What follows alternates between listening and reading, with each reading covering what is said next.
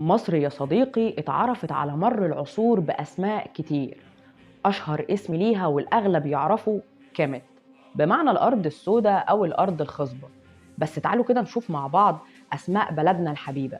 اتعرفت باسم دشر، ودشرت يعني الأرض الصحراوية أو الحمراء، بما إن نسبة كبيرة من مساحة مصر عبارة عن صحراء. وتعرفت برضو باسم تاوي، تاوي يعني الأرضين، إشارة يعني للشمال والجنوب اللي هم الصعيد والدلتا.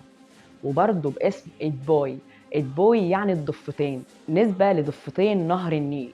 واتعرفت باسم تامري، تامري يعني أرض الغريم، بمعنى الأرض الخصبة اللي بتجلب الخير لأهلها.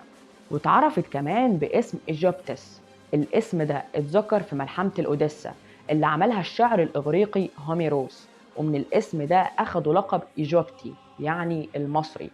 بعد كده اللغات الأجنبية اشتقت من الاسم ده كلمة ايجيبت أو Egyptian، مصر والمصري. والمؤرخ العظيم هيرودوت الملقب بأبو التاريخ عمل كتاب اسمه تمحيص الأخبار أو إيتوربي سنة 444 قبل الميلاد.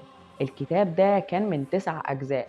الجزء الثاني كان مخصص لمصر وحضارتها، وقال عنها في الجزء ده إن هي هبة النيل. لما المسلمين فتحوا مصر، بالنسبة لهم كلمة إيجوبتي كانت تقيلة شوية، فحولوها لإيقبتي أو قبطي. وقبطي يعني المواطن المصري أيا كانت ديانته، مسلم أو مسيحي. واتذكرت في القرآن باسم مصر. بعض علماء اللغة المتخصصين في حاجة اسمها الاشتقاق اللغوي قالوا إن كلمة مصر دي كلمة قديمة مش عربية، ومشتقة من كلمة مدر أو مشر، يعني المحصن أو المكنون، بما إن مصر ليها حدود طبيعية بتأمنها اللي هي الصحاري والبحار. وبس يا سيدي، هي دي كل المعلومة.